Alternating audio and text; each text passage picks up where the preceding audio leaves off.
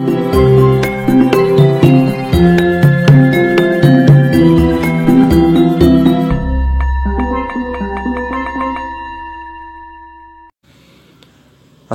warahmatullahi wabarakatuh. Pada pertemuan kali ini kita akan membahas mengenai hukum Gauss dan hukum Ampere.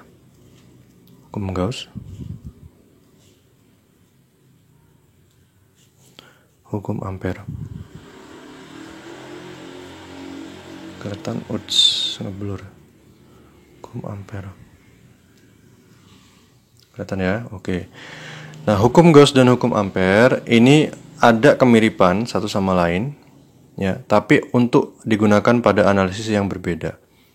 Hukum Gauss digunakan untuk menganalisis medan listrik.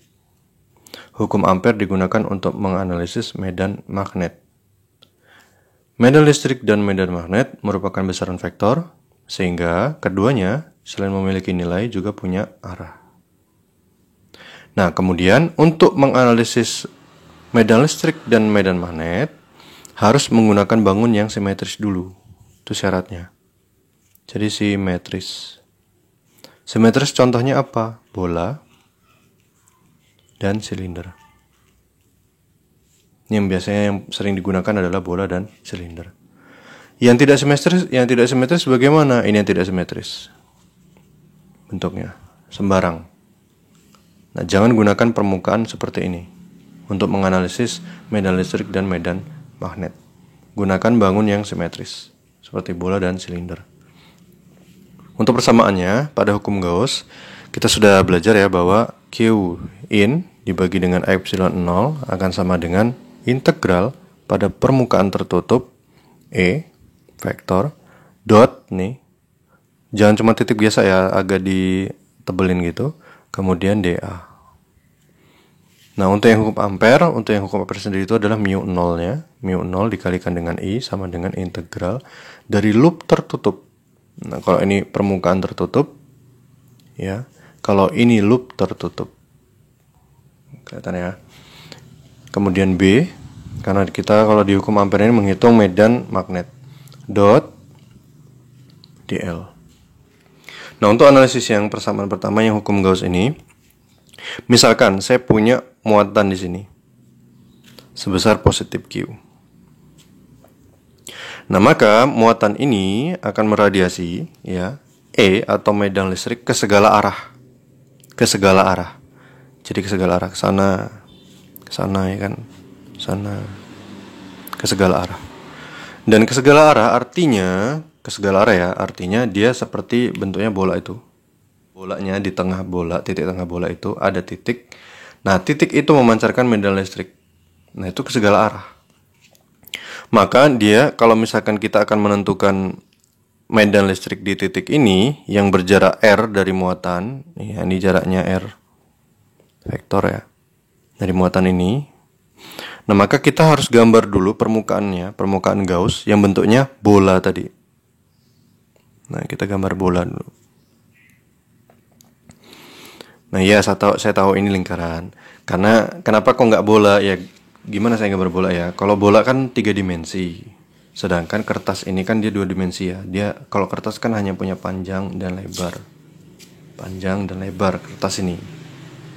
Nah, kalau saya gambar di permukaan kertas yang 2 dimensi ini, panjang dan lebar ini, saya kesulitan gambar 3 dimensi. Artinya, tapi kalian harus paham konsepnya bahwa bentuk dari permukaan Gauss ini adalah bola. Yang penting kalian paham di situ. Nah, ketika kita ingin menentukan nilai E di sini, nilai E di sini, nilai E di sini, nilai E di sini, nilai E di sini, selama nilai E itu masih berada di permukaan bola, yang saya sebut sebagai permukaan Gauss itu, nilai E-nya tidak akan berubah. Artinya nilai E akan konstan. Nah, sekarang kita ke persamaannya dulu, kita tulis ulang ya. Q in dibagi dengan epsilon 0 sama dengan integral pada permukaan tertutup E vektor, ini dot nih, dA. Nah, Q in yang ada di dalam itu positif Q ini. Maka Q tulis di sini dibagi dengan epsilon 0, kita tulis ulang lagi yang di sini. Dot dA. Nah, dot di sini ini artinya dot produk karena ada 2 vektor. Kalau mengkalikan dot produk, kita harus lihat dari kita analisis dulu masing-masing vektor ini. Jadi dA itu kan gini ya, dA. Bagian kecil dari permukaan Gauss itu. Bagian kecil dari bola tadi. Nah, ini dA. dA itu arahnya keluar, dA. Arahnya keluar. Artinya dia paralel dengan medan listrik E itu. Nah, kalau paralel, maka sudut yang dibentuk antara vektor E dan vektor dA ini adalah 0 derajat. Saya ulangi ya. Kalau paralel, maka sudut yang dibentuk antara vektor E dan vektor dA itu adalah 0 derajat. Sehingga untuk dot product dari E dot dA itu akan sama dengan nilai dari vektor E dikali dengan nilai dari vektor dA cos dari theta. Nah, theta itu adalah sudut yang dibentuk antara vektor E dan vektor dA. Nah, maka besar dari vektor E, saya tulis ulang aja ya, dA dikalikan dengan cos 0, karena kan sudutnya yang dibentuk antara kedua ini adalah 0 derajat karena sejajar tadi. Jadi gini ya, kalau dia E itu sejajar dengan dA, vektor E sejajar dengan vektor dA. Nah, sehingga cos 0 nilainya 1. Maka nilainya adalah E dikali dA. Nah, sehingga kita bisa masukkan ke sini. Maka Q dibagi dengan epsilon 0 sama dengan integral pada permukaan tertutup E dA. Nah, karena E tadi konstan di permukaan, selama dia ada di permukaannya, bukan di dalam atau di luar sini, bukan di dalam atau di luar, selama dia berada di permukaan itu, maka nilainya tidak berubah. Sehingga nilai E itu keluar dari faktor integral dari permukaan tertutup. Nah, kemudian Q dibagi dengan epsilon 0 sama dengan E. Nah, ini kalau integral artinya kita menjumlahkan secara keseluruhan untuk dA tadi, dA kecil. Kalau dA kecil ini saya tambahkan, dA di sini tambah dA di sini tambah dA tambah semua, artinya seluruh permukaan bola. Nah, maka integral dari dA ini, integral untuk permukaan tertutup dari dA ini adalah permukaan bola. Apa permukaan bola, atau lebih tepatnya luas permukaan bola? Luas permukaan bola adalah 4pi r². Maka ini kita ganti menjadi ini. Nah, sehingga kita bisa menghitung nilai E-nya. Berapa sih nilai E-nya? Nilai E-nya adalah, ini pindah, berarti Q dibagi dengan 4pi epsilon 0 dikalikan R pangkat 2. Nah, gitu ya. Ini adalah analisis bagaimana cara kita menghitung atau menganalisis vektor E ini untuk menentukan nilainya. Sehingga nilai dari medan listrik bisa kita tentukan. Nah, kemudian bagaimana untuk yang hukum ampere? Hukum ampere ini gini. Apabila saya ada suatu kawat yang dialiri arus sebesar I, arah arus ini ke dalam kertas, sedangkan batang ini saya gambarnya gini ya. Nah, kalau saya gambarnya gini kan gampang, kita gambarnya lurus gitu ya. Nah, saya gambarnya gini. Nah, jadi kan yang kelihatan cuman ujungnya aja. Nah, kayak gini, ini ujung. Ini kawat sebenarnya, kawat ke arah sana gitu, ke arah dalam gitu. Nah, I-nya masuk ke dalam. Nah, kenapa saya gambar gini? Agar lebih mudah kita untuk menganalisis hukum ampere ini. Misalkan kita menghitung nilai B ya, atau medan magnet di titik ini. Nah, jadi pada titik ini ke kawat itu akan punya jarak R ya kan? Vektor. Sedangkan B arahnya, karena dia kan besaran vektor ya. Selain punya nilai, punya arah. Arahnya kita pakai kaidah tangan kanan. Nih, tangan kanan. Ketika I-nya masuk ke dalam, I itu jempol ya, masuk ke dalam, maka B-nya akan searah jarum jam. Maka ini akan ke sini. Nanti bisa kalian coba ya. Nah, kita buat lingkaran yang simetris tadi, harus simetris ya. Kita buat lingkaran. Nah, kemudian yang di sini ke arah sana B-nya. Yang di sini ke arah sana B-nya. Yang di sini ke arah sana. Muter gitu, muter deh. Nah, muter-muter gini. Nah, tapi kalau kalian lihat lagi, kasusnya hampir sama dengan yang ini. Nah, kalau ini lingkaran ya. Kalau ini lingkaran, bukan bola. Kalau yang ini dia lingkaran. Kalau yang ini dia bola. Ya. Nah, kalau yang ini R-nya sama di semua karena dia bola.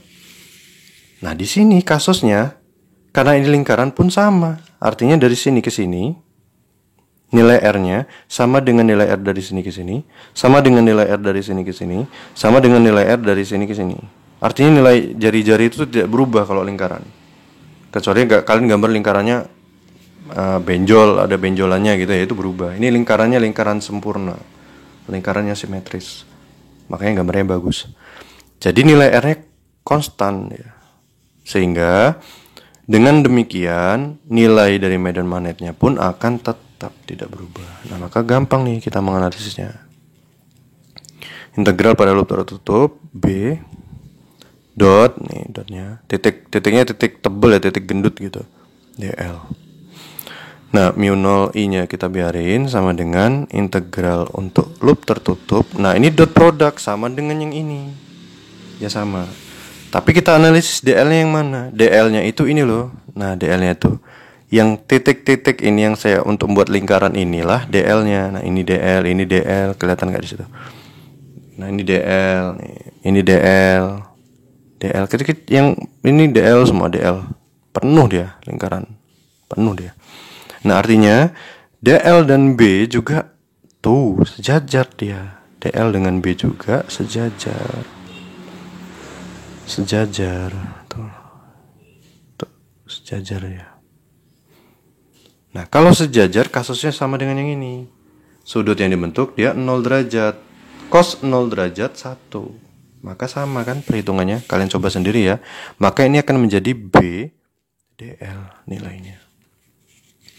Nah, sehingga B-nya tadi konstan, kita keluarkan dari faktor integral.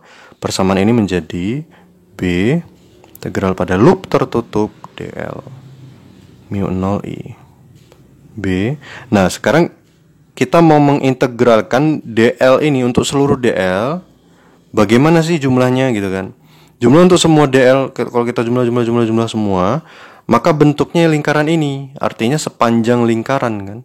Nah, untuk panjang lingkaran ya, ini integral untuk loop tertutup dl ini panjang lingkaran. Persamaannya apa? Persamaannya ya keliling lingkaran 2pi r. Sehingga B akan sama dengan mu 0 i yang 2pi r pindah dibagi dengan 2pi r. Nah, inilah kita bisa menghitung nilai dari medan magnetnya. Oke, sampai di sini pertemuan kita pada hari ini. Apabila saya ada salah, saya minta maaf. Pada Allah saya mohon ampun. Wabillahi taufiq wal hidayah. Wassalamualaikum warahmatullahi wabarakatuh. Selamat belajar dan sampai jumpa lagi.